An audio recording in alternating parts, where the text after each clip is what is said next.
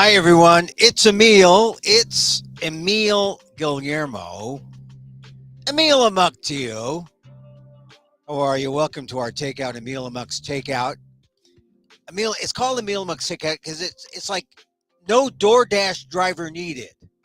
You just come, point, pick up your food, take it out. It's a meal. Emil Amok's Takeout. Of course, it's Asian, Filipino. Also, we are known as WDAAT. What does an Asian American think? Because we want to know what an Asian American thinks. Where are you going to find out? I mean, specifically. I mean, about the stuff, the big stuff. Not, is it okay to have stinky food in a public place? But also, like, what do Asian Americans think about the stuff that's going on? The Alien Enemies Act being used. Oh, yeah. Japanese feel bad. Japanese Americans who were incarcerated. Let's not just call it an internment. They were incarcerated. They feel bad, but everyone else does. Everyone else feels bad too, because they want to use that Alien Enemies Act, regardless of whether or not America's at war or there's an invasion. They'll make up something about, oh yeah, it's an invasion. They're here, aren't they? They're invading us. And that's why this court hearing is important over those Venezuelans who were deported to El Salvador. Because basically, if the government is able to use that, they can use it against anyone. Even you? Anyone. And their New York Times story, just breaking, now as Trump broadens crackdown, focus expands to legal immigrants and tourists. Legal immigrants, like people who are here legally, but then they may overstay, or people who are legal immigrants and green card holders, permanent residents. They'll go after everybody. They can't go after people who were born here, like myself, because, birthright citizenship. Oh, that's why they're going after birthright citizenship. You see, it's in a whole way of not just dismantling government, but dismantling how we know the things we know about everything. That's what Trump 2.0 is all about. It's the norms, no norms, no norms. I was giving a talk yesterday at the University of Pacific remotely, which means they could be somewhere else and I could be in my Kulantan closet. And I mentioned the fact how I was talking about how I was in journalism for 50 years. I mean, this is my 50th year in journalism. 1975, cracked open the mic, read my first rip and read AP on the hour news report for a radio station in Dallas, or excuse me, Houston. And then today, right, writing columns and whatnot, 50 years.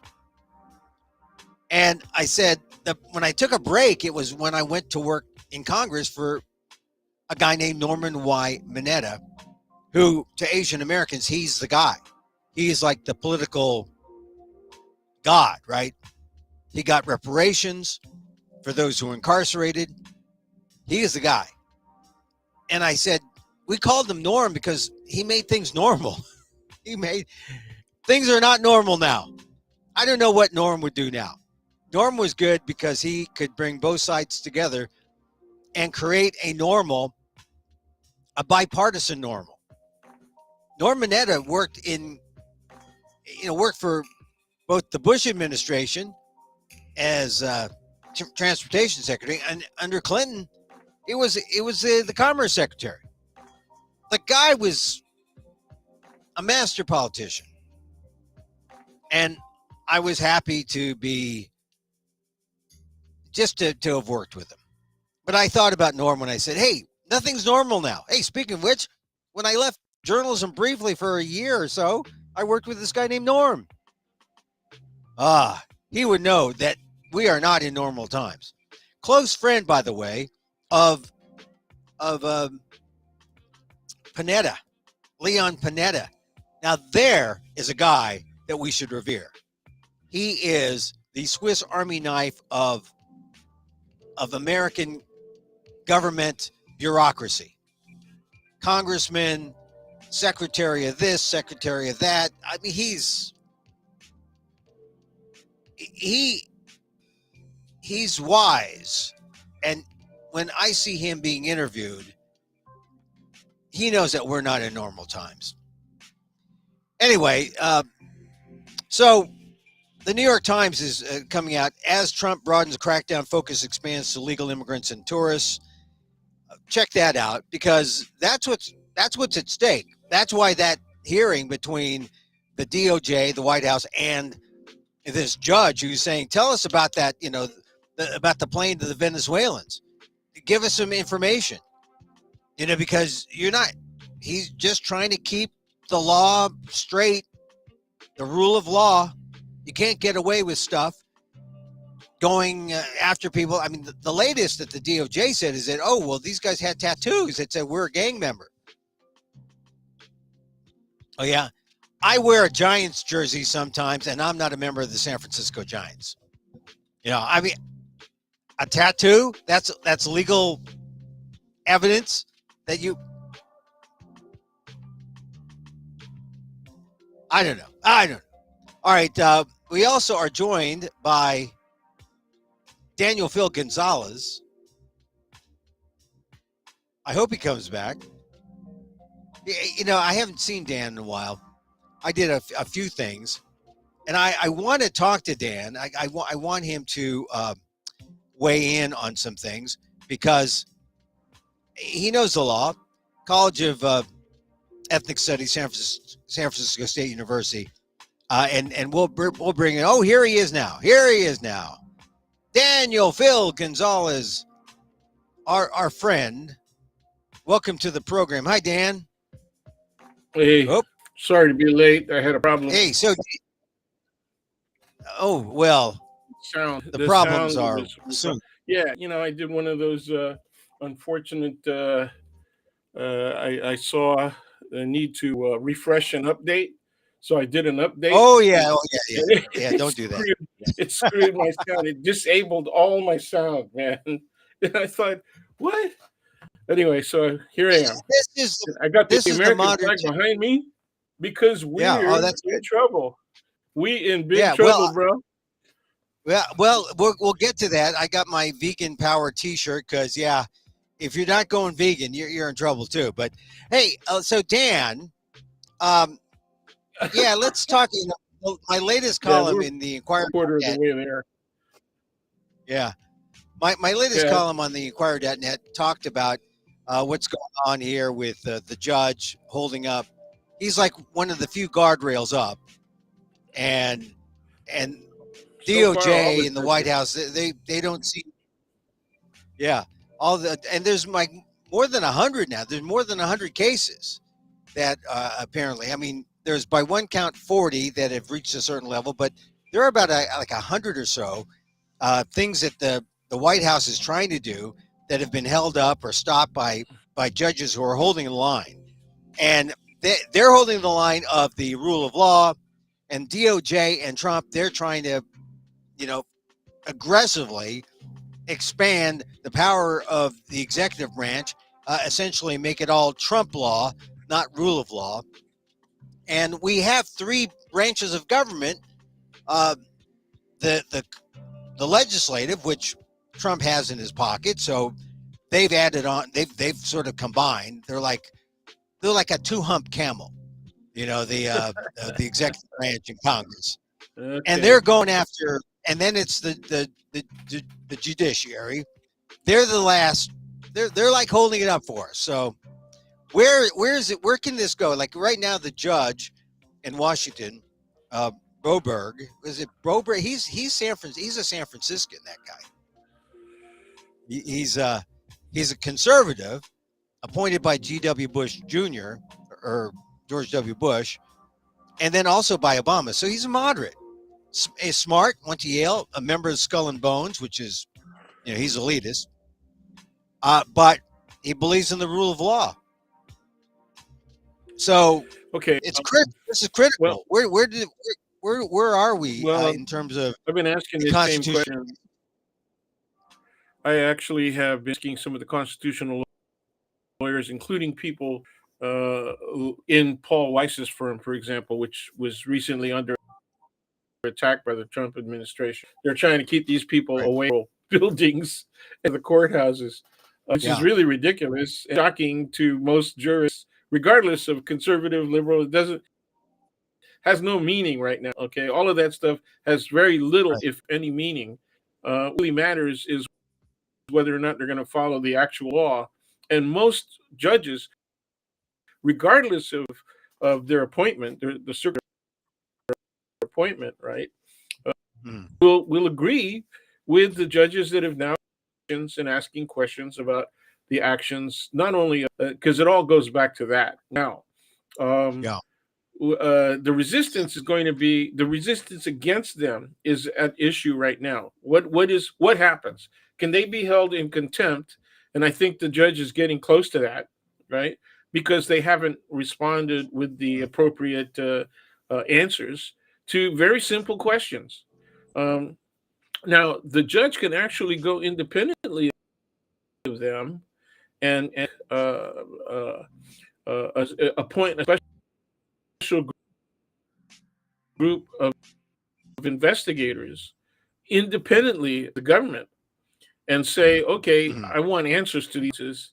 Hold the Trump administration representatives in contempt. I think what's really ridiculous for me is that these lawyers even go into court with these kinds of arguments in the first place.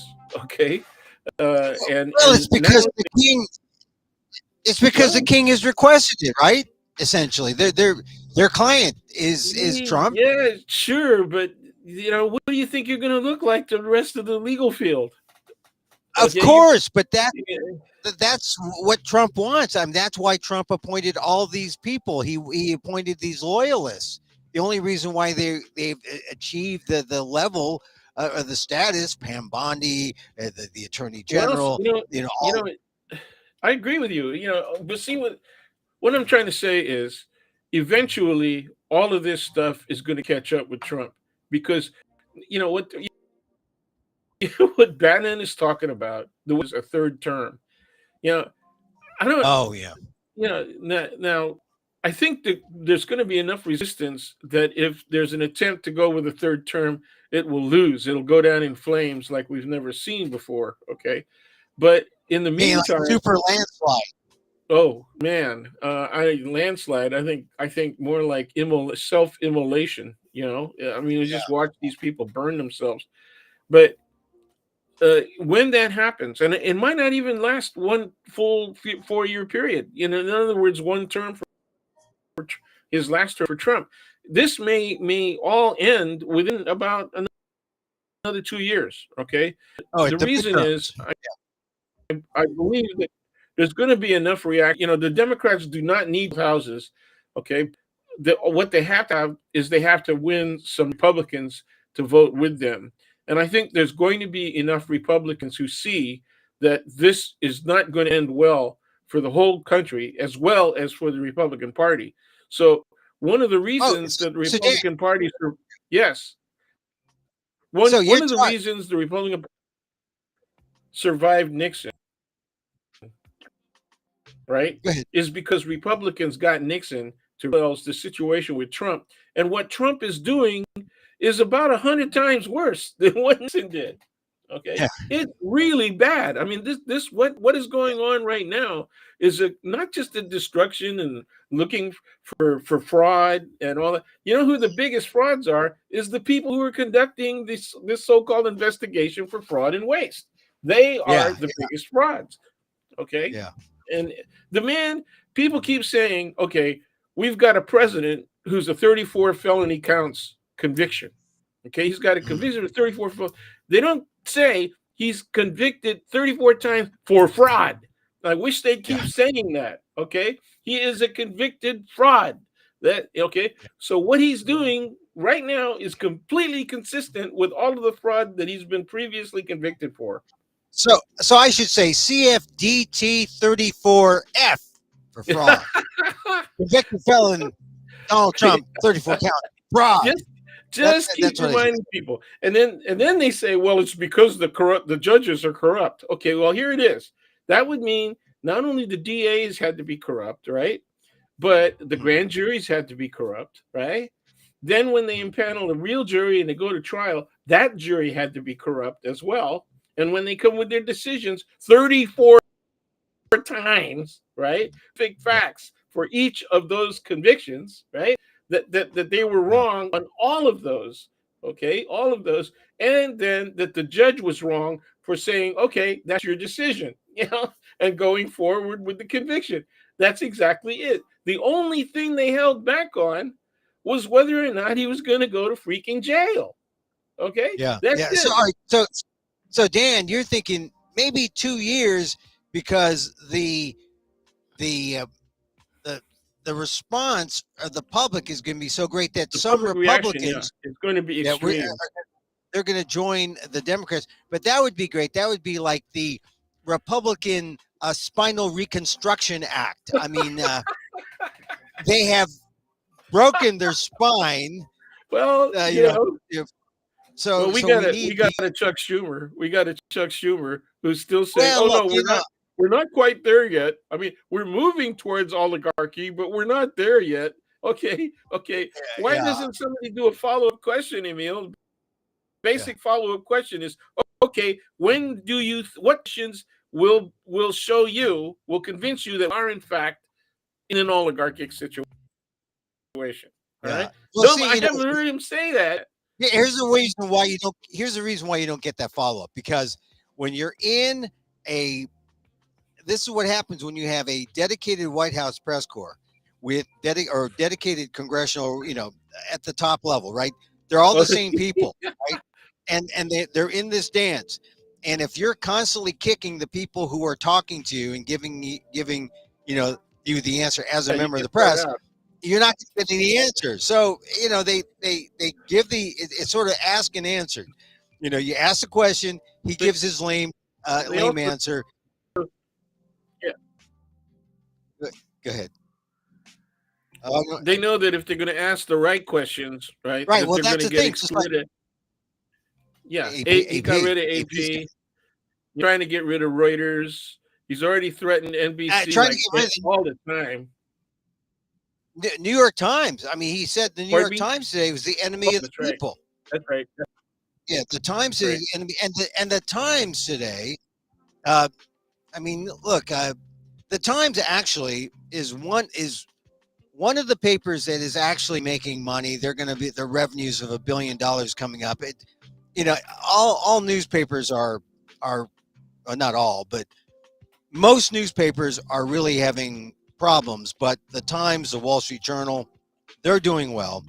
Wall Street Journal has gone after Trump, but that's sort of like the good guy, bad guy with Murdoch, because Murdoch owns the Journal.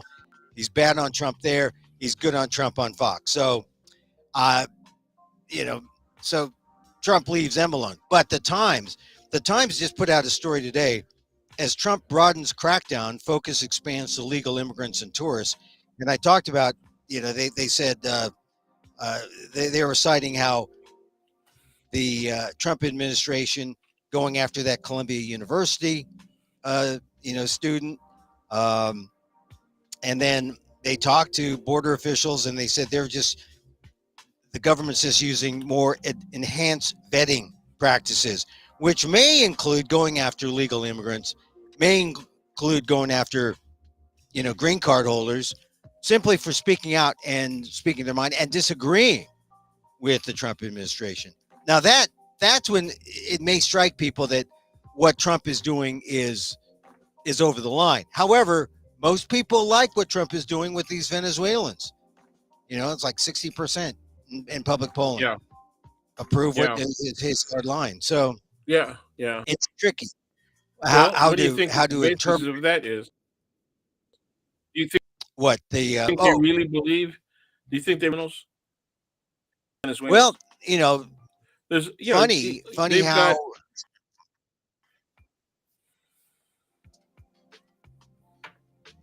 Say that again. Say yeah, that no. again. You were Well, we can't afford dead time.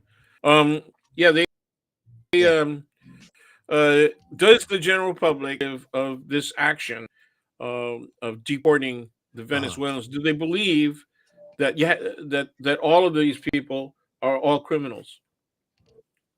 Yeah. Well, this is why Trump has been tight-lipped on details about who these people are, and then just going by, well, from the tattoos, it's clear, these guys are these guys are gang members.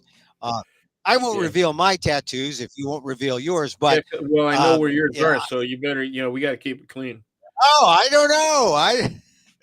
You got to keep it I clean, just man. know when I saw that, when I saw someone say, "Oh, look at they have tattoos," that is so BS. I That have a punchline for this, but it's yeah, for the oh after yeah, midnight crowd. yeah. I just don't know where. I just don't know where. Uh, well, this is where the judge then cracks down on Trump and says, "Hey, look, you got to follow the law." And I don't know what's going to happen, but I don't get a good feeling for Well, Trump. no, so contempt. I asked this question more than a month ago of several lawyers that are conducting. I haven't asked the attorney generals because they're too freaking busy, but I've asked other lawyers that run nonprofit organizations that have sued Trump. So what? My question to them: okay, so you get orders and you get decisions by judges, okay, that suggest that they Mm-hmm. believe that the actions of the federal government with Trump's leadership, particularly the actions of Doge, are unconstitutional. That they're both illegal, right? So they're punishable and unconstitutional. Now, something could be unconstitutional and not be punishable as a crime. But I Right, think what Doge is doing is criminal. So that there's potential there. But see, even if judges find that there's a reason to investigate, who's going to conduct the investigations? Even if the right. judges say you're in contempt because you violated our court orders directly, okay, even if they do that, who's going to enforce the contempt and against whom? Okay, because the punishment for contempt is immediate imprisonment until you change your attitude, until you give the judge, you satisfy the judge's order. That's what it comes down to. Okay, so who's going Yeah. to enforce that? You know, I uh, guess it's going to be Pam Bondi in the Justice Department, well, huh? that's Or Cash you have it Patel. exactly right. Okay, Yeah. typically a federal order is going to be enforced by marshals. So if the judge says somebody is here's a warrant, somebody's got to go arrest them. It has to be federal police that do that. Okay, and the Yeah. people who usually go out and do custodial apprehensions, besides the FBI, unless they're on a direct right investigation, is going to be U.S. Marshals. Mhm. Guess what? The U.S. Marshals are DOJ. They're part of Yeah. the Yeah. Well, Department of Justice. here's the latest lead from the New York Times on the hearing. A federal judge in Washington expressed skepticism on Friday about the Trump administration's policy of using a powerful and rarely invoked wartime statute. That would be the Alien Enemies Act, um, to summarily deport immigrants from the country. And the act, they say, passed in 1798, is supposed to be used only in times of war or during an invasion against people in the U.S. from a hostile nation. Judge Boasberg from San Francisco said he was concerned not only that President Trump has sought to use the law when there was neither an invasion taking place nor a declared state of war, because we know only Congress can declare war, not a president individually. Well, But yep, also that, that's right. But yeah, but but also that, yeah, well, a president can send military out short of yeah. a declaration of war under emergency powers. Well, that's true. Okay, but still, the Alien Enemies Act said invasion or declaration of war, Yeah, it has to be and actual war. Yeah. yeah, so it couldn't be that an emergency thing. Okay, so he's saying invasion. Yeah, and He's he saying says, invasion, and go ahead. Yeah, and he said, and Boasberg says the policy ramifications of this are incredibly troublesome and problematic and concerning. He's going to keep investigating a separate but related issue.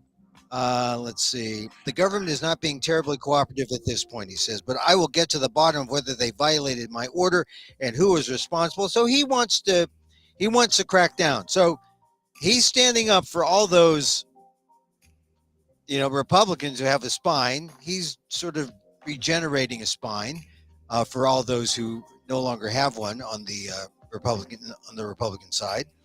And so this is one of those we'll see, but this is how it goes. Trump wants to do everything quick and fast and strike hard and quick, and then not even think about the consequences later. Now, consequences are judges like Boasberg stop you in your tracks, and then you got to see if if you're in violation of the Constitution, in violation of the law. So this is how it works. We can't have. I think that the judge could possibly. Oh, you're frozen, Dan. Well, Dan's frozen. Shoot. I don't know. I think he was going to say the judge could possibly say that they're in contempt, or that the DOJ is in contempt. Okay, we lost Dan. Oh, he's coming back. Okay. All right, you're back again. You're back again. Yeah. Yeah. All right. So what were you going to say again? Hello. Yeah. Yeah. I don't know. So what were you? In and out. I'm getting an oops signal. Oops meaning, you got a weak signal. Okay. Well, this is because you're so I put this view up here because it's got bars, and I think you have to be worried about it. Can he say you're in contempt and then throw those attorneys in jail? I would love to see it. Boy, yeah. Then they would be like the client. The client avoided jail, Donald Trump, the personal client. But now, maybe I don't know who the attorneys are on. Yeah, at the time that he was convicted, it was state court, right? Yeah, yeah. And it's an odd situation. I don't know if it's the same guys, Emil Bove, and I don't think it's Bove on this. No, it's some lesser beings. Many of those people are they're getting appointed to substantial positions within the government itself. They're following the Pam Bondi example. Yeah. Boy, so is she crazy, huh? She's still taking the position that that Biden stole the election, man. Right. Yeah. She's still an election denier. I mean, I'm telling you, it's hard to stay sane when you know that the liars are in charge, and you just got to hope that people are seeking multiple sources for the news. I mean, you have even from the mainstream level all down, and unfortunately, most people get their news from TikTok. That's the problem. That's the problem. That's certainly true of my students. That's certainly true of the students. Their honest statements are social media in general, and then when I press you, what social media, right? You get TikTok, Instagram, right, like that. They're not even on Twitter anymore. Right, so, and you know what? They trust social media, which means they trust gossip. They trust their friends. They don't trust professional journalists. They don't trust professional media types. But social media, they'll trust their friends. So the lesson should be. Ask them, you're right. You're right. They that is exactly their peers. They trust their peers. Yeah. So most of that means their age peers and peers. They also when I push the issue and I say, how about reliable news sources? What are the most reliable? Then they come back with traditional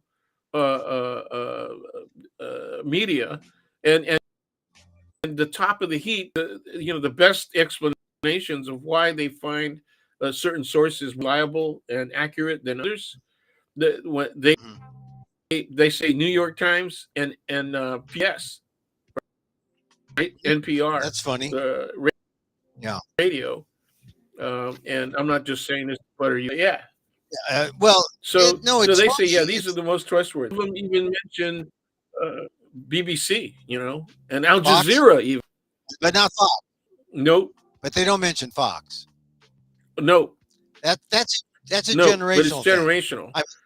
Generations. Yeah, even young. Yeah. Even young MAGA types would say, "Oh yeah, Fox. That's what my dad watches." Yeah, because the young MAGA guys go with podcasts. They go with podcasts. They go with all these other things. They don't go with. Yeah, they don't go. And true and true. They're on so. Oh yeah, truth absolutely makes sense, right? And then Messenger maybe, or some of those other ones, Signal. So that's I mean, so when it brings up when I was giving this. Yeah, Reddit. Yeah, when I was giving a talk yesterday at UOP about how media has changed in 50 years from when I first cracked open a microphone and read the news to today. The difference, news cycles, the technology, and who we trust, and how susceptible to misinformation we all are. And how a lot of us get our news from these fragmented sources, and then we still, even after we get our news from all the fragmented sources, some we trust and some we don't trust, we still don't know the truth. We still don't know what actually is the truth. So where does that leave us? We're still forced. That's the problem. We're still forced to. Go ahead. Well, I think we get presented facts or what what the media believes are factual renditions, of what they've discovered, and some are more reliable than others. People always accuse BBC and ABC of being more, left-winger, and therefore spokes media for the Democratic Party, much more than CBS. Yeah. So CBS gets a little bit more of an even shake. Well, anyway, I'm just talking about this. I believe that the generational thing is television. So they're doing more TV and radio. And what is it that right-wing radio owns about 80% of of radio, private sponsored radio in the United States. Yeah, what's the name of that? There's a couple of. There's only two that own everything. Yeah. Yeah, and that's been true for starts decades, with an S. iHeart and Nexstar. Yes. Yeah, Nexstar, Sinclair. Yeah. And smaller ones Sinclair. Like Salem. I think Salem. Yeah. They brought up and more stuff during COVID. And this is the thing that I have noticed ever since '89 when I was in talk radio, going up against Rush Limbaugh. That's where you really saw the whole thing beginning to evolve to where it is now. I mean, it started there with Limbaugh, the polarizing debate, the polarizing rhetoric, and look, Trump is essentially just a talk show host and media star rather than a politician, and he's capitalized. He's capitalized on Limbaugh's success, and you can see he really doesn't know what he's doing. He doesn't know what he's talking about. He doesn't know how to do things in a political way, which for him is actually a good thing because people don't want a politician. And that sort of has helped Trump gain some credibility because people don't want someone who has experience and wisdom and knows how to manipulate, the levers of power in Washington. They want an outsider. So now we have an outsider, and look what we have. Chaos. Yeah. but the whole thing is he's not an outsider. He's always been an insider. He played in New York politics forever. I mean, you cannot do even a medium scale business, right, without being engaged in politics. With a small business, you still have to engage politics. You still have to go to permit bureaus. Right? You still have to satisfy the law around EPA requirements, around, how do you your income, for taxes. Also, your treatment of your employees is heavily regulated, right? Whether or not that's enforced, it all comes down to whether or not the local government is willing to enforce those laws. Okay, so you're constantly in contact with the political bureaucracy, the governmental bureaucracy, whether or not you want to be engaged. It's always been engaged in the process. Okay, but he has also always escaped accountability for violating all of those regulations. Yeah. And, but this is the thing about government and business. And when there's a balance, the government is there to regulate businesses and speak on behalf of the people, the consumer, right? When it's balanced. And when it's out of balance, companies and corporations have it all their way, and the consumers get dumped on. So what is Trump doing now? He got rid of that CFPB, right? The Consumer Finance Protection Bureau that Elizabeth Warren established. He's gotten rid of that, because, why should people feel protected from big corporations that want to steal their money, right? So, he's for the corporation, so, they get all they want. And so now it's totally out of balance with Trump currying favor or allowing corporations to dictate his actions and policy.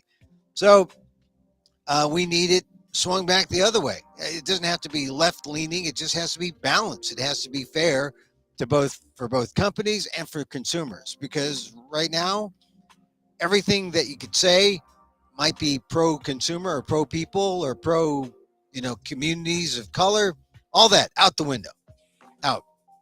And we're going to have, if we want to get that back, the situation with business is okay.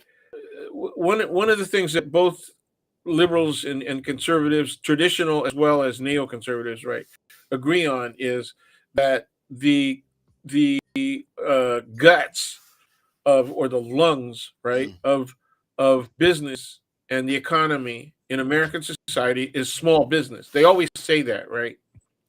And they always seem to agree on that. On the other hand, okay, the right has never been interested in supporting small business very heavily. And in point of fact, when a small business or a medium-sized business up with an idea that is obviously beyond profitable as it exists, right? And it's something that's franchisable. It's something that they've got a great idea or a right. I mean, that's the pattern. Yeah. And the small businesses growing into medium, they like being bought out because they make hundreds of millions of dollars on just the sale of the business. Okay. Then they go off and retire and live happily ever after. They can start other small businesses. That's the way it's been working for decades. Okay. So that near monopoly, if not monopoly outright, okay, control of the given sector, right, economy. Yeah. And so we're looking at techies, and people are starting to hate techies now, right? That was exactly the way of the economy. Yeah. Exactly what? That's how they got. What were you going to say? Exactly. That's how they got their monopoly. That's how they got their monopoly, right? How they bought out the smaller companies, and no one regulated it until it was not only that. No one thought about regulating it. Not only that, once they got the products or the service, right, that was in high demand, right, the government, by outsourcing, also goes to them and gives them contracts. Millionaires, right? A lot of their money comes from governmental. Okay, so of course, on the one hand, there's Yeah, well, government is supposed to regulate. Look at, okay, and it's got other clauses that make it clear that it's to regulate business. Okay? Why? Why would that in Article 1, the first article, right? The first article of the Constitution of the United States of America contains Article 1, Section 8, gives Congress to regulate commerce. Okay? Why would they do that? And it's because trade is eminently corruptible. You know, the relationship between profit on the one hand, right, and government is something that you want to avoid. You want to avoid that, okay? Yeah. But instead, what has happened is over, especially the last 100 years, this last century, ever since, actually more than it's a century and a quarter now, right? Ever since the big the birth of the huge corporations that have now become mega corporations, international in scope, right? Began in the late 19th century and the early 20th century, right? And the dinosaur of them all is the oil companies, right? And they still dictate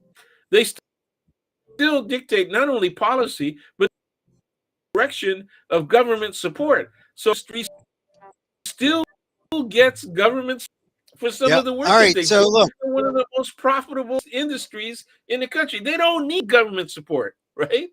You know, they don't need tax benefits. But this gets you into trouble when you have all these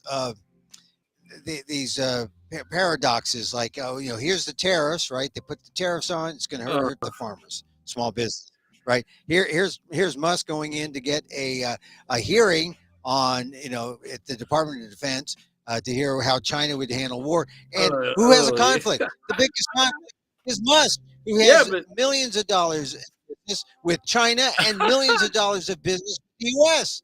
He's the most conflicted person, and this is a guy enunciate. You got to enunciate. It's not millions; it's billions. Okay, billions. It's billions. Billions. However, he's been losing market share. He's been losing market share, and that's one of the reasons he needs to recover. Right? He's been losing market share in China because China has got its own companies that are developing electric vehicles like hotcakes in Europe, right? Elsewhere in the world, and they're selling in their own market because they're a lot cheaper than a freaking Tesla. Okay. Yeah. And they're a lot more reliable. And actually, too, by the way. Yeah, and the all the mega types. I mean, it's funny because Tesla was the liberal car, and now Tesla is the anti-liberal MAGA aspirants car. Or I don't know. MAGA still likes it was the green car. It was the green car. It was the green car. It was the green car, right? So, it was moving everybody off petroleum and green car. So it's just not only with and you know, tree hug and all that. It's associated with San Francisco. It's associated with the Bay Area. It's associated with California, right? And so now, and you know, the headquarters are in Texas. Okay, Texas is a, you know, to ask whether or not it's an oil, a rhetorical question, right? It's a combination of stupidity and rhetoric. Okay, so here we are. Now it's got to be the oil man's car. I don't know. Is that going to work? You know, is that going to work? Go out and buy a Tesla. You know. Now. I want to see that. I want to see a gas guy come out. You know, I want to see the governor of Texas. I want to see the governor of Louisiana come out and say, "Yeah, man, I'm buying a Tesla." Yeah, I got my 10-gallon hat on in mothballs. I'm driving an e-car. Yeah. So, I think he's one of those guys who got caught driving a hybrid that gets shot, you know. Okay. I know. Well, you know, the hybrid or the Prius is one of the most democratic cars around, and the most Republican actually is Jeep Wrangler. The Jeep Wrangler is the most most, and it's about as reliable as a Republican too. It's about as reliable as you ever see where Yeah. Because you got to check. I guess Consumer Reports is a liberal rag. You can't rely on Consumer, real liberal rag. It's critical in Teslas and Jeep Wranglers. So Dan, let me ask you some questions. All right, so we talked about Musk, get rid of that. How about Social Security? Donald Trump says he's not going to touch Social Security, but he has essentially when he messes around with the rules. Now you can't even call up an office without proving your identity, and to prove your identity, they want you to come in, and this is going to, break down and force maybe some people not to get benefits or to lose benefits or delayed benefits. And they're also, laying off a ton of people from the field offices. But this can't be good. These rule changes. What do you think? Well, okay. First of all, you've got on the traditional Republican voters are really angry and fearful. Okay, because if you take a look at the people who are protesting and calling out, okay, you take a look at them. They're overwhelmingly white and they're overwhelmingly over 50 over the crowd. Okay, 60 or 70. Oh yeah, just take a look. Okay. Yeah. But SSI as well as Social Security, right, are people who have disabled members of their family. I lost connection again. Yeah. Yeah. Also the vets. The vets are out there. Okay, come on. Disabled. I'm here. A lot of disabled vets. Oh, Dan, you can't hear me, huh? Oh. Well, we've lost. These aren't fun if Dan can at least chime in. But I guess you might have to kick out and come back. Now he's frozen. Now let's kick him out. We'll kick him out and force him to come. All right, there you are. You're back. All right. Sorry, man. All right. So you hear me? Anyway, okay. So that's okay. We got all these people who are really upset, and they're attending town halls and many of which are being held by Democrats in Republican districts. Okay, and so what are they concerned with? They are making the charge that Social Security needs to be protected. Okay, and they're coming from Republicans is we can't touch Social Security. That's what it is. We cannot touch Social Security.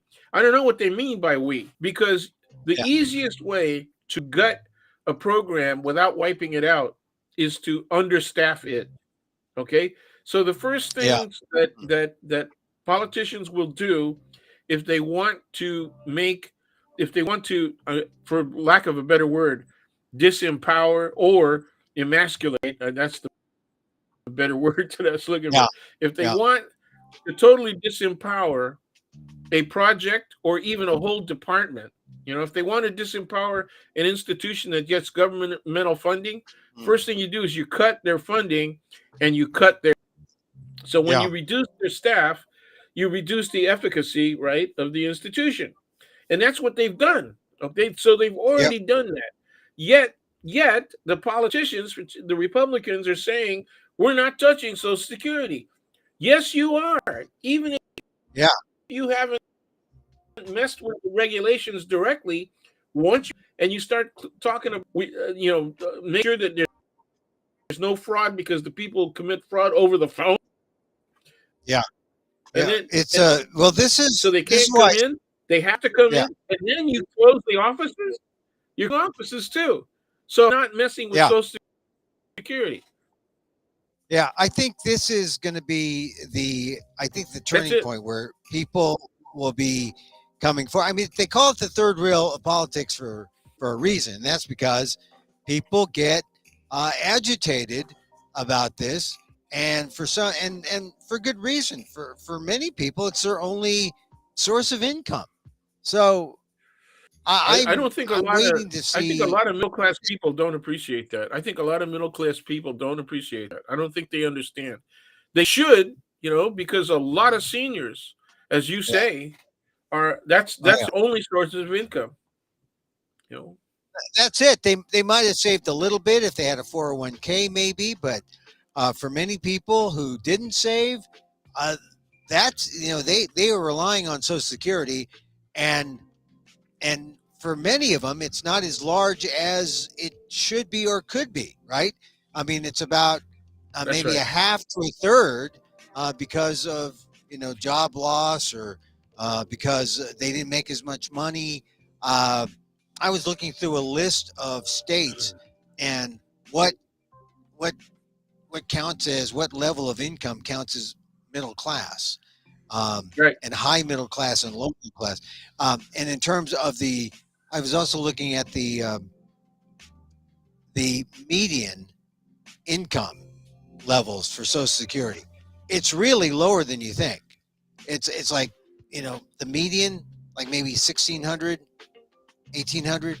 That means half making more, half making less a month, which is nothing. And if that's a big chunk of what you do, and then you got to do 2 or 3 other jobs at, fast food or retail to make up. I mean, it's tough. It's tough for some people, and I don't think like you said, I don't think the middle class, especially the younger, unless they have parents who are on Social Security, I don't think they understand. But I have noticed, and you're a teacher or a professor, or you're now emeritus, but I started feeling the parents and grandparents, older relatives. I started feeling the rift between the young generation and parents and grandparents.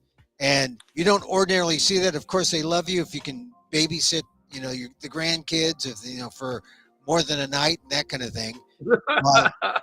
But I started to see it when I was trying to do something with a younger group of people, and they saw me as their parent, which is okay because I saw them as my kids, and I didn't like them either.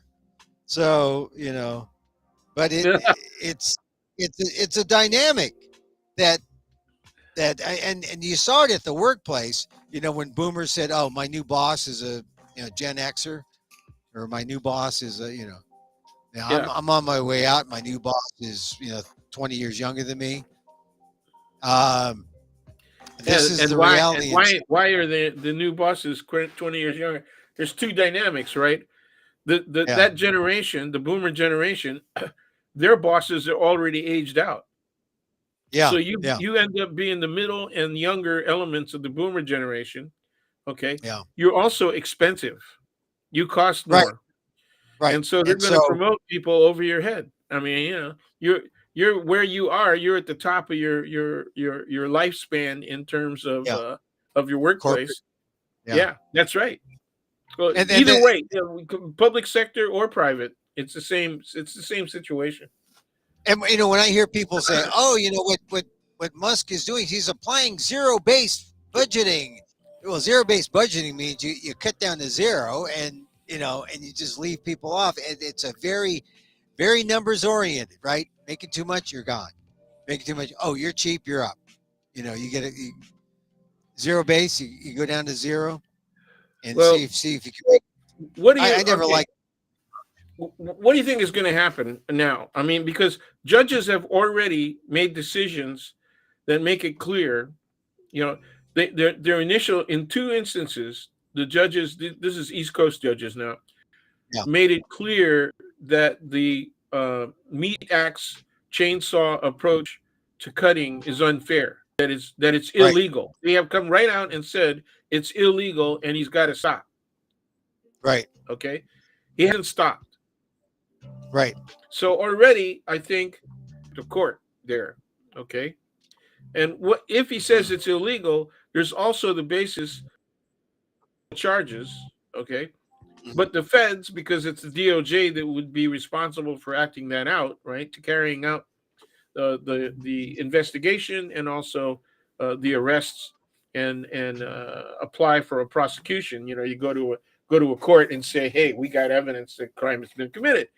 You either get an information or you take it to a grand jury, right? So we know all of that process because the president of the United States, the felon, right, felonious president of the United States, his experience was very instructive to the general public. However, his portion of the general public still don't believe that those were legitimate convictions. Okay? Yeah. So not only did they believe that he won the 2020 election, they also elections were it all legitimate. Okay, so that's where we're at. Now, what do you think is going to happen if Doge and Musk particularly is charged with a crime? It says there should be investigation and there should be charges, because the DOJ, in all probability, is not going to bring charges, not going to investigate. Okay. Yeah. So what happens now? Well, the case gets appealed and goes to the Supreme Court. Okay. And Judge Clarence Thomas gives his blessing to Elon Musk as Elon Musk kneeling under the robe. Are you going to leave out? You're going to leave out Justice Alito? Oh, Alito. Well, just Thomas is senior. Thomas is a senior guy. I mean, Alito can stand in line. Yeah, Alito is even further right though than Thomas. Oh yeah, yeah. Well, I don't think Thomas is going to go, left enough to alienate Alito. So, seniority rules. Seniority. Oh, hey, Dan. Let's go through a couple other things. The Democrats are going on this Fight the Oligarchs tour, and we got Bernie Sanders and AOC, and there's been some polls out showing that Ocasio-Cortez, AOC, she's got a little lead over Kamala Harris and Bernie Sanders as the person who people think can carry the message for Democrats. Is Ocasio-Cortez, is she the leader of the Democrats now? You know what? I think this is reverse misogyny. Okay, I think this is reverse. Okay, I'm going to get in trouble for saying this. Was go ahead. It doesn't hurt to be hot. I see. To be hot. She's look. I think she's younger. She's younger. She's got the correct political position. Right. She's articulate enough. Okay. Yeah. And I think the younger thing is a big deal. Okay. I think you're right, because I thought Kamala Harris, she's attractive. Kamala Harris. She's Asian, she's black, she's a woman. I think the problem with Kamala Harris that AOC has over her is that Kamala Harris is a corporate animal, and she's a moderating force. And in some ways, that was intended to lure people from the right over to the middle. Yeah. And it didn't work because they still see Kamala Harris as left-wing woke, not for me. Look at what she did to California. So it's unfortunate. Yeah, all of the bad shit they did for California. Well, I mean, the unfortunate thing is that it's a kind of it's racist and misogynist toward Kamala Harris. Yes, it is. And I thought it's racist, misogynist, and afactual, right? Yes. There were some things we could disagree with some of her policies, right? We could disagree with some of her policies, but there's a good and a bad side to all of those positions. And while she was a DA and attorney general, there's a good side and a bad side, right? And I remember you being critical of her. I was. So I thought it was a big deal when I said, okay, I think she's the best thing for the Democrats right now. And then she just, she blew it. I mean, in terms of, Joe Biden had an ideal, traditional, liberal Democrats, turnout among people of color. Harris had 30% less than, I think 30% less than Biden among, people of color. And that's enough to set her back. I don't know if they would come back for AOC. One thing, like in the polling that I've seen showing AOC, Harris, and Bernie Sanders, top three in that order, AOC, Harris, and Sanders. I think it's too bad that Sanders didn't win in 2017 because he probably could have beaten Trump. instead of Hillary, and that's the a matter. interesting thing is that when Bernie was knocked off, during the debate stage, right? Yeah, That essentially it's the primary stage, but when he was knocked off, a lot of the pro Bernies, the Bernie Bros, remember that there was yeah, always yeah. the Bernie Bros. Okay, they went and voted for Trump. Yeah, yeah. I You mean, know, I just think that Bernie. I know a lot of Trumpers who are Bernie Bros, yep, but Bernie has that, and it's really misogyny, right? It yeah, has to be. I mean, they vote for an older white man who's a progressive rather than a woman, and Hillary got it for the Democrats, but she couldn't get it in the general, and it's too bad because that's true. Bernie Well, still has she it. was carrying a lot of baggage. Hillary Yeah, was carrying a lot of baggage, man. true, but It started in Clinton's first term, that's true. That's in the second year, right? yeah, When they pushed hard for health care. yeah. You But know, the thing is, she I thought she had overcome that. I thought she had a shot. I mean, but it was her second time, right? that's She right. had lost. She had lost to Obama. I Right. thought she was good enough to win. Then that's when the Clinton stuff would have hurt her. Right. With the healthcare stuff. I remember being with some Clinton supporters in Denver when Barack Obama won the nomination. It was sad because they thought it was going to be over, but she hung in there for another 4 years. Came back. You know, almost had it in 2017. But anyway, I thought she was the second best Secretary of State, yeah. second only to Albright. I thought Albright was an outstanding Secretary of State. Oh, and I think they are all second to the current Secretary of State, Marco Rubio. Oh, Okay. I'm joking. I'm joking. So Yeah, that's a I bad. know. Well, I just whenever somebody mentions his name now, I see his last argument about Yeah, the deporting of all of the Venezuelans, right? And yeah, and yeah, he was essentially saying, he was acting as though his words were as though these were convicted criminals, right? yeah, These people were not, they got nothing even close to due process. We don't even yeah, know who the hell they are, yeah. and they keep saying they were obvious criminals. Okay, where are the charges, man? Where's the evidence that they're Oh practically yeah, members of these yeah. gangs? Well, And Rubio is on TV acting like, are you crazy? We got to get rid of these kind of people. Yeah, but they were convicted of nothing, dude. well, this is the thing. Maybe he's revealing secrets that he's not supposed to. Or maybe he's just this is the Trump reaction, right? If you're a Trumper and you just back the boss, and this Oh is the way God. it is. This is the way it is in Washington. You back the boss, you get it to that level, and these are people who buy into it. Pam Bondi, Marco Rubio, all his cabinet, they back it. They're backing it They have 100%. to. They Yeah, have to, or else they'll be out on their butts, right? yeah, They'll be exactly. instantly out on their butts. Okay. Yeah, Here's the point. Here's the problem, though. Within the next 2 years, even if the Democrats don't win back both houses, right, mm, there is going to be such a reaction from. They'll be even more frustrated. Okay, people yeah. on the left and the right will be even more frustrated, right? And it's going to Well, get mean let's streets. hope. Yeah, It's going let's to get hope. really mean. Let's Okay, hope. and All right. so these people who are now the underlings that are Mm, the agents of action for the Trump mm, administration are going to be the low hanging fruit.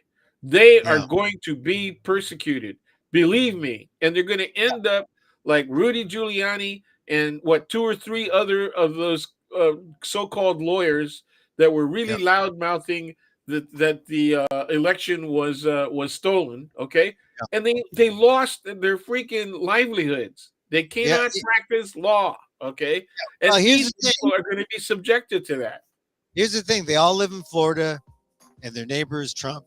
They can knock on his. What the hell? I put it on the line for you. All Now, right. So. some of them are from Philadelphia. They're from Pennsylvania. Oh Some of them yes. from Pennsylvania. Yeah. And But yeah, Bondies. Pennsylvania is a weird state, right? Pennsylvania is a weird state, man, because there it is in, coastal. It actually has a coast, okay? Yeah.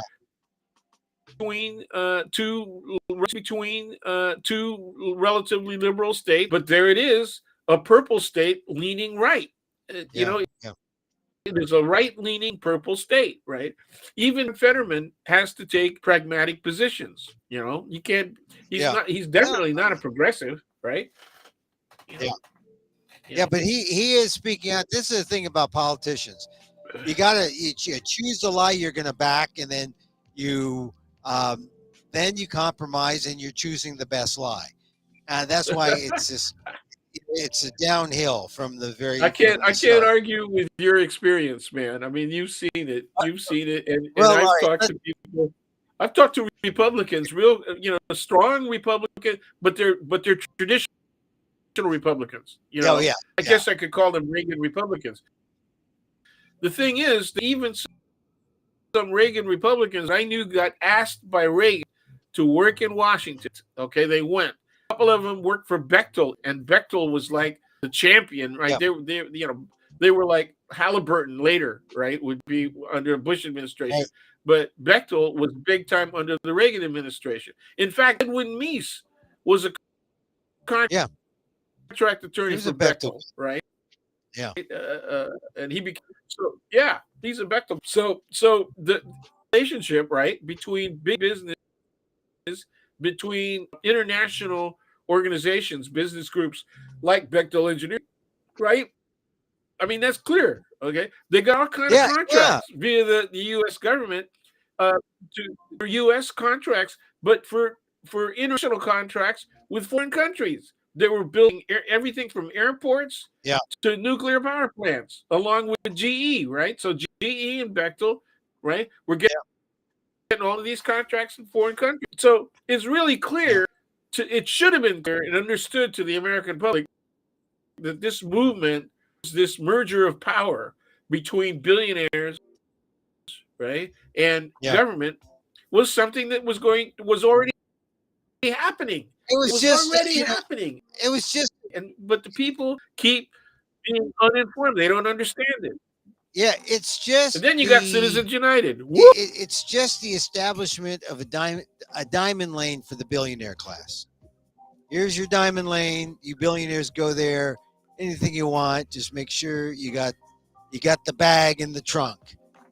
Just make sure you get the bag in the trunk, and we'll relieve you of the bag and we'll replace it with bigger bags because we are partners. Yeah, well, that's what happens when you're so. The simple-minded American believes that all capitalism is good. All good capitalism. Well, that's it. Yeah. Well, how about communist Chinese capitalism? They think capitalism is good too. They call it they call it the mobilization of the petty bourgeoisie. Yeah. Well, that's the thing, you got to stay petty, though. You got to stay petty. You get too big, and we'll politics smash you down. Yeah, their economics is capitalist. Their politics is communist. Some people get favorite treatment over others.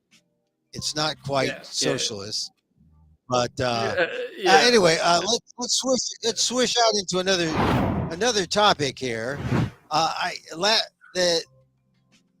Tell me about DEI. A lot of stuff coming out about DEI and what Hegseth did.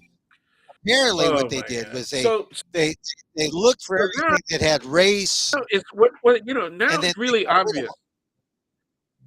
If it has anything to do with race, it's bad.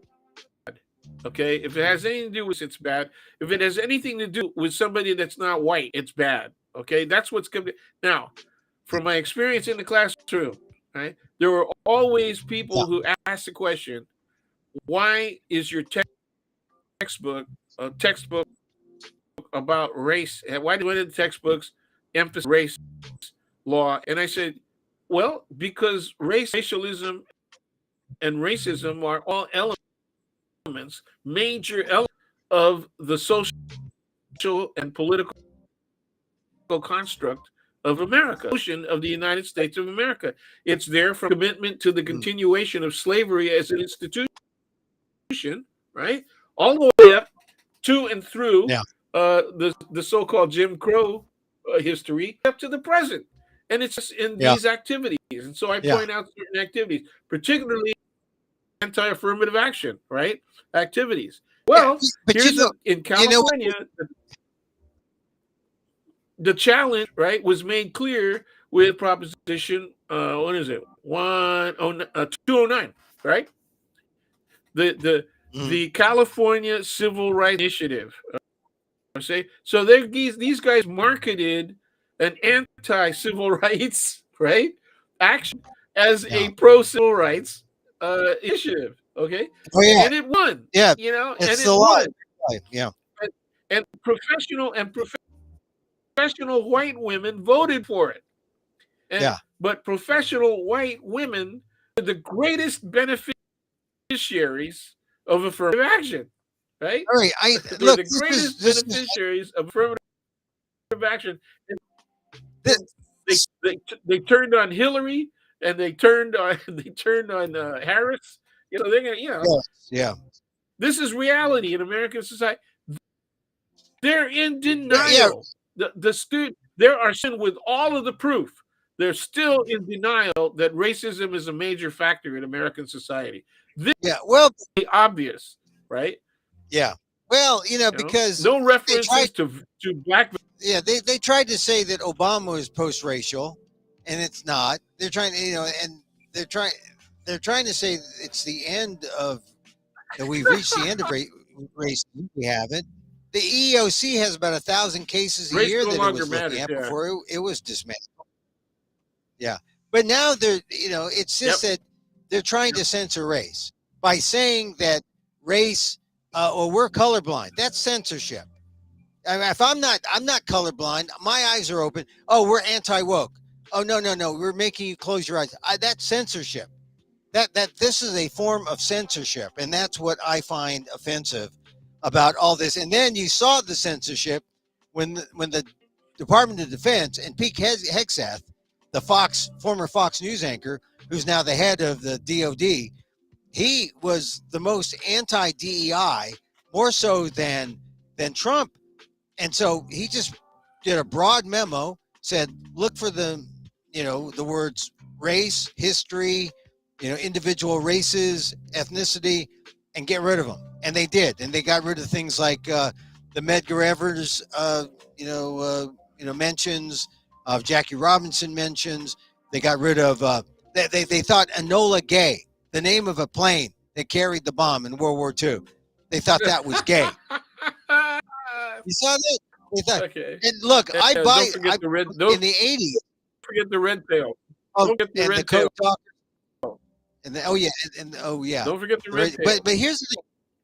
Yeah, when I was working at Channel 4, there was a movement in Fremont to get rid of to rename a street because it was called Gay Court. That's for real. And I remember doing a story. Like I believe it. I believe it. 384. I mean, it was so silly, right. But it's real because when you're in a situation where dumb people are out there, making a fuss, you got to expose that stupidity. And don't know what happened to Gay Court, but the Enola Gay got was eliminated. the picture of it. Department of Defense website. So Dan, it's censorship, right? It's censorship, right? It's not only censorship. You can't talk about race anymore. Yeah, censorship is the action, right? Okay, and the symptom. Okay, underneath all of that is racism, pure and simple. That's it. Okay, pure and simple. Right. Yeah. This is a demonstration of censorship that's rooted in racism. That's it. Are there other forms of censorship also rooted in misogyny? Yes. Okay. And particularly if you include gender difference and sexuality difference, then it becomes really obvious what is going on. And it started with the book banning. So if you're going to talk censorship, you got to start with the book banning. And in my classes, once again, I go through the McCarthy era and I talk about book banning. And so the students look at that and they if there's not book banning going on, okay, they see that as large. I might as well be talking about the Civil War, right? Because it's not relevant in their time. Okay. However, it is now relevant in their. What are they doing about it? Nothing. You know, is that still? It's not one of the. Everybody's worried about the price of gasoline than they are worried about book banning, right? Yeah. Now, well, whole universities are being stripped of money. What is it? $400 billion? Look, Dan, while we were talking, this broke. Columbia agrees to Trump's demands. The university has agreed to a sweeping list of demands for the Trump administration to address alleged anti-Semitism despite legal and academic freedom concerns. This is all because the Trump administration was going to cancel $400 million in contracts and grants. And so how is Columbia University going to be viewed? Are they going to be viewed as, I don't know, are they going to be viewed favorably for taking this stance? I mean, this is sort of anti-academic freedom, it would seem. They're gonna be viewed favorably, okay, and not just the extreme right, but by and not right, but just conservatively. They're gonna love that. Okay, number one, underlying all of this stuff is intellectuality, right? That is a major cultural element of American society. Is anti-intellectuality, and it's not just the younger generations who are stuck on communication through media that only communicates over 45 seconds of time, 2 minutes of time, 3 minutes of time. That started with MTV. Remember when MTV was all videos, and the whole music industry started moving towards doing short videos. So essentially it was the modern day equivalent of the 45 RPM record. Remember those with the big hole in the middle? Yeah. Okay. Yeah. So that's where we're at. That's where we're at. People. Well, this is what Columbia said. Supportive of this. Well, I mean, they have given in. They want the $400 million in federal funds, but this is according to the New York Times. The university said it had agreed to hire a new internal security force of 36 special officers who will be empowered to remove people from campus or arrest them. The wearing of face masks on campus will also be banned for the purpose of concealing identity during disruptions, with exceptions for religious and health reasons. Columbia will also adopt the formal definition of anti-Semitism, something many universities have shied away from, even as they, like Columbia, face pressure to do so amid protests on their campuses over the war in Gaza. And Columbia Interim President Katrina Armstrong said in a letter on Friday that the university's actions were part of its effort to make every student, faculty, and staff member safe and welcome on our campus. I think she made a mistake by giving in. What do you think? 36 Columbia, officers. I was just trying to look officers. Yeah. I mean, 36 officers who can I was looking up. What? What were you looking at? In fact, I am in the process. How much Columbia has in its endowment fund? Well, 400 million is not that much. If you've got, billions.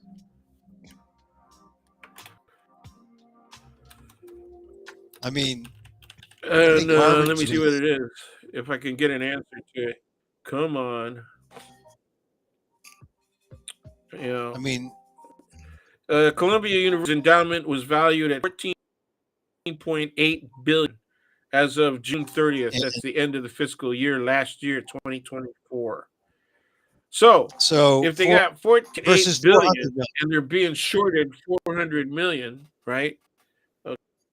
Okay, they can afford to do the endowment fund at least temporarily, right? For this purpose. Yeah.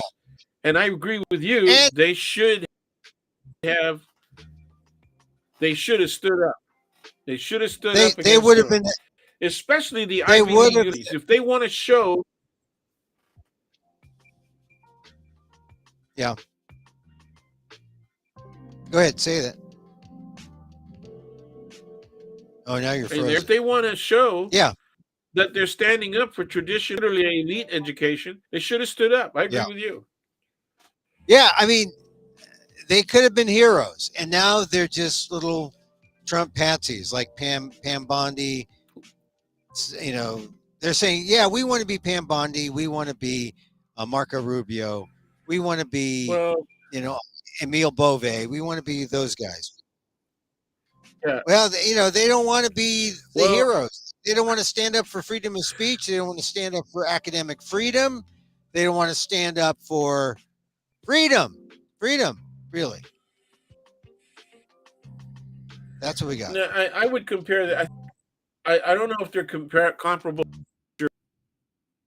Those people are real zealots. Okay, they're real going on, and they're doing it anyway. They know that what they're standing for is false. I cannot believe that Pam Bondi believes that what she's doing is actually in the best interest of the country, or for that matter, constitutional.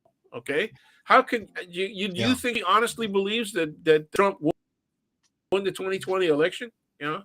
I would not compare Colombia to them. I will compare Colombia. Well, Colombia rather to all of the Republicans in Congress. That's who they are. They're complicit, right? Not energetically complicit, but they fear retribution. Okay, and that's Colombia has put not only itself but all of the rest of the Ivy League. I'm actually ashamed. If I went to Columbia, and I almost did. I almost went to Columbia because it was in New York.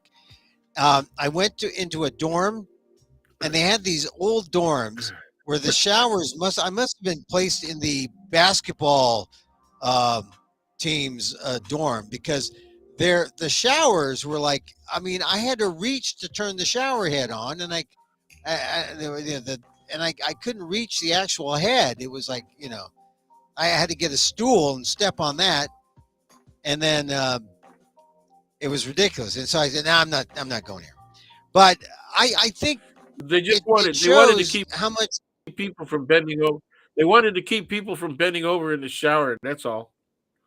I guess I didn't drop the soap. That's for sure. So I just think that what we have with Columbia University here is just sad, and and they're going to go after, and because Columbia went, you're going to see other actions like, hey, we're going to cut your funding. They're going to fold. They're all going to fold.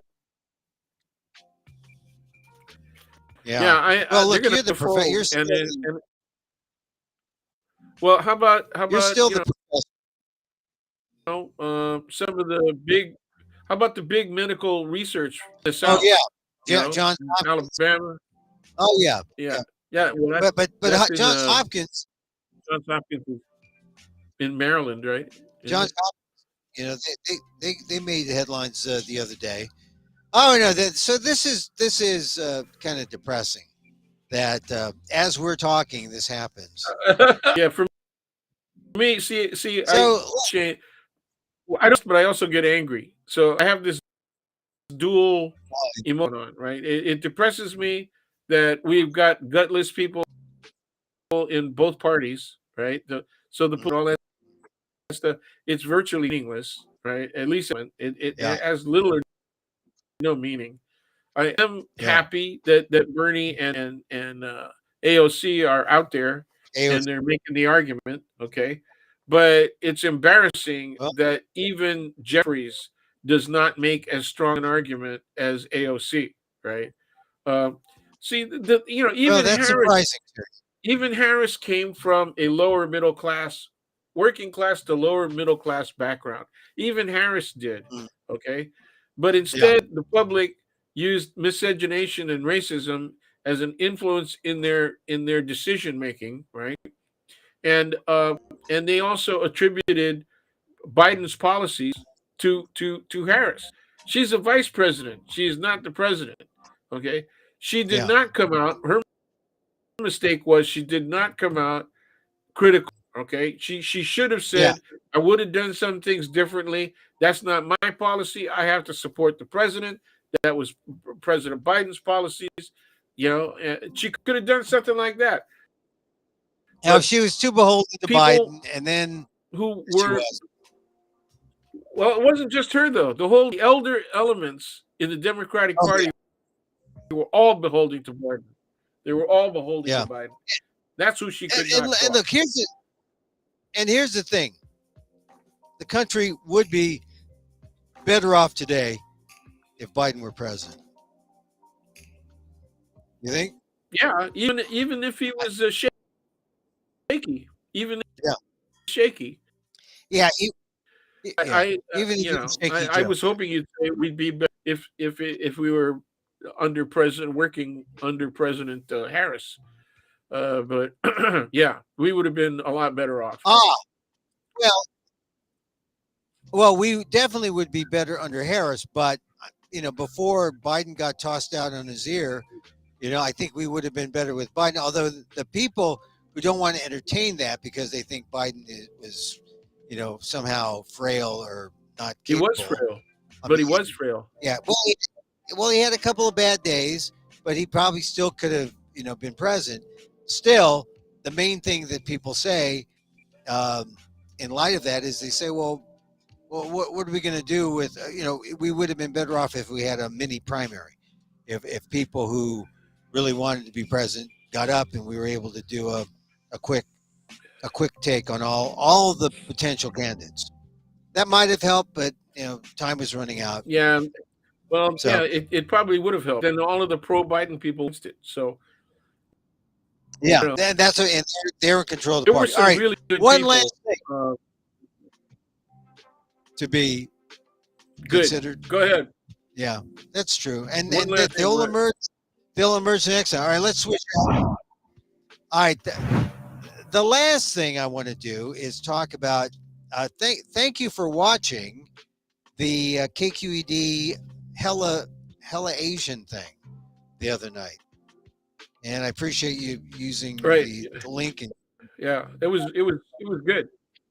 Yeah, and I hope to do more. Yeah. I mean, it's a nice space. I don't want to cast aspersions on. Oh, don't hear you. I don't want to cast aspersions or make us presenter. Oh, well, thank you. I thought there was good stuff. Everybody had really made very strong and positive presentations, but I thought in terms of communicating something that was a topic that I think needed to be discussed more publicly is how family adjusts to people's decisions, about their sexuality and all that. I don't think it gets discussed enough. The last time it got discussed, same-sex marriage, right? Before the Supreme Court decision. Yeah. I mean, this matter is even more politicized because of the conservative position against transgender women in sports. Yeah, and I saw something in the Boston Globe today that was, it tried to take it a step further and said, instead of getting upset with trans women in sports, why don't we have men and women competing together? Which is, there are some women who can compete with men. Not everyone, but not every man is capable of competing at a professional level in sports. That's so why couldn't we get the best women who are like mean suckers? I mean, they're athletic and I know that they have a kind of, well, how do we describe it? They have a strength. They're women, biologically women, but they are tremendous athletes. I guess some people have seen how, like even the best female tennis player is Martina Navratilova? Could she have competed against a man? See? Some I think, yeah. I think so. Yeah, some men. I mean, I Yeah, also. What about the Williams? The Williams sisters, yeah. Yeah. Well, Serena, maybe. I mean, Yeah. it was just a navel gazing op-ed I saw in the Boston Globe, but it makes a point. It would be, go in some sports, individual sports, maybe you can have men and women mixed, going after each other. I mean, we're a long way from Bobby Riggs and Billie Jean King, right? So where it was man versus woman. And I think Billie Jean beat him. I don't know. She did. So she did. I have the advantage of being older than you once again. Yeah. Oh no, I saw that. I saw that match. I saw that match. I was playing a lot. Yeah, but but I was old enough to appreciate the whole gender opposition thing. So and all the politics around it, I also forgot that you were a tennis player, right? You were a tennis player? Yeah, I did. I play. Yeah. I was terrible. I was terrible at it, but yeah. But you say a couple Hail Marys and a couple Our Fathers, and maybe you'll win a couple sets. All right. So Dan, well, thank you for saying how much you enjoyed what I said and the importance. I'm going to tell people how to watch the thing. I'll set it up and maybe we'll put it on Patreon or something. But anyway, so thank you, Dan. I think we're going to close, and unless you want to say something else about the news of the day or something, I don't know. I think it's time. We got to tell people it's time to get out there, discuss the issues with your neighbors, with your friends, with your family. Don't be overly what can I say, argumentative about it. But try to find people that are at least receptive to having a fair and open argument or discussion. You got to do that. We have gotten too long. The American public generally has been sleepwalking through this whole process. That's how we got here. We got here into these problems and to the threats that are being now felt by a greater portion of the American public than ever before. Okay, we didn't even talk about the veterans situation. Right. And when Hillary Clinton was running for office, the people that I was hanging out with at the time, because I was crewing for a couple of boats, sailboats in the bay here, were veterans. Yeah. And they were against Hillary Clinton, and there was no way you were going to convince them otherwise. And they were very pro-Trump. And so I don't even want to talk to them at this point, because they're either going to be still pro-Trump, despite the fact that they're getting screwed. Some of them have very serious medical issues, and if it were not for the fact that they had VA hospital and other treatment that they could depend on, they have really benefited from VA benefits. Yeah. See, that's the thing. There are some diehards, and we've talked about this, where I talk to Filipino voters who are so pro-Trump, and every time I think, oh, now you're going to switch, every time they don't. They hang in there, and it's just, I find it astonishing, but that's the way they are. But I think you're right that people have to talk about it and find a way to talk about it in a non-antagonistic way.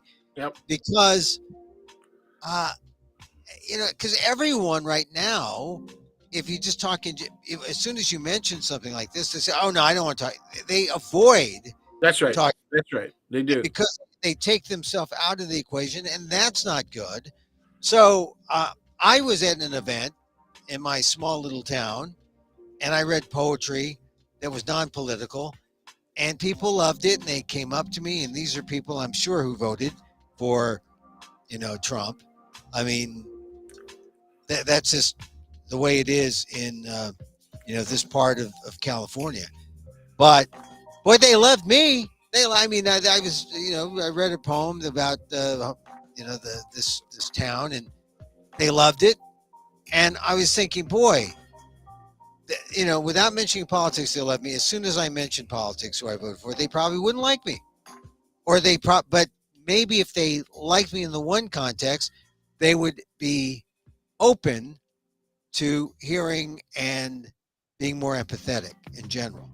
So they would be willing to listen to logic and to a different perspective. That's the hope I think we go for. It's not total proselytization or total recruitment into X, Y, or Z sort of perspective, but just a respect for your fellow man. Yeah, I think the way to break the ice is actually to ask, if there's on certain issues that are more likely to have common ground. Okay. Ah. So for example, if they're older folks, what do you think about what's going on with Social Security, or what do you think is going on with the veterans? Okay, and I think the veterans issue is an excellent way to broach a discussion. I know that I'm going to be with some of those families in Fresno over the weekend, and I know that I can't talk to them. Now, here's the irony: the younger elements of one of the families, both parents of now a 1-year-old child, right, who we're relatively close to, both parents are in the military currently. Yeah. And I can actually talk to them more than I can to their parents and other relatives, because they're more open to the discussion, as long as I'm not talking about what their actual duties are and their activities within the military. But we can talk other stuff,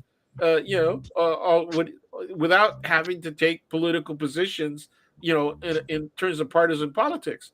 And that is not easy to do, but they're willing to do it because, let's face it, man, their lives depend on it. Yeah, that's true. I mean, we just have to search for that little island that we can all stand on, or that little patch of ground that says, yeah, we're here, we're together. But it was eye-opening last night for me to see me talk to a group of maybe 200, 300 people. That's great. That's a great idea. In a small town, before a Texas swing band played, and I read a little poetry, and then after I left, they came up and said, "Hey, we really, liked what you did, and it was proof that there could be, some kind of there's more that the common ground exists outside of politics, and you use that common ground to get you to where you can talk to each other on the other things that matter. And of course, there are people there at that thing that were members of the city council and the county council, and so politics does play a part in these small town things. But this is the beginning, and if we started it with our families and our friends and build up, this is how you get grassroots connections that may have some implications at a higher level, at the federal level. Anyway, so Dan, yes, we shall go forth and talk to people about real things. And instead of small talk, no more small talk. Let's talk big talk. Yep. All right, man. Thanks for having me on. All right. I'm glad to see you. Yeah, and really, thank you. My right knee is on the mend, but I have to be careful with it. I'm glad you're. It's not as bad as you were indicating, or it was. Well, bad, I had to stay off it. It was all swollen, and I don't like taking a whole lot of pain pills and stuff. Oh yeah, that's actually a good idea. Well, you can take turmeric. Turmeric's good. Yeah, I do. I actually do take turmeric. And all I did was turmeric and a leaf. And that was about it. But anyway, it's good. I just have to remember that to be careful with it. Yeah. Don't bust the hip though. Whatever you do, don't bust the hip. Oh man. Well, the hip bone's connected to the leg bone, so the knee bone's connected to. Okay. Anyway. All right. Thank you very much. Hey, thanks, Dan. There he goes. Daniel Phillips. Family. Take care. Thank you. We'll talk soon. There he goes. Daniel Phil Gonzalez, College of Ethnic Studies, Asian American Studies. Yeah, hang out there in the green room, Dan. I'll talk to you after. But you got to talk. No more small talk. Got to talk big talk. I mean, we're getting to the point where they might go after people who are green card holders. No more small talk. Time for big talk with each other, amongst each other. All right, Emil Guillermo here. I talked to UOP yesterday, a group of older people, seniors. Great discussion, and I hope they find this. And I said, check it out, youtube.com/@Emil Amok 1. But thank you for being here. Go to episode 845 and you'll get Laughter Yoga. I do Laughter Yoga on that one. Check out Substack, Patreon, Inquirer.net for my column. I'll put out a new one later on, maybe tomorrow morning. Asam News for some, asamnews.com. Run some of my stuff. Thank you. I want to just say, thank you. We have done 846 of these. So if you go back on YouTube, all the things they haven't deleted, you can find them. You see, when I was talking about Afghanistan and Cuomo and all sorts of things a couple of years ago, and Dan was part of it too. Anyway, back again. Maybe some emergency pop-ups we might do over the weekend, but maybe not. Maybe we just come back on Monday or Tuesday. Anyway, we end the show with a little meditation. As I wish for me, I wish for you. May you be safe. May you be happy. May you be healthy. And may you live with ease. Ease. Take it easy. Emil Guillermo here. Till next time. Mahal Gita.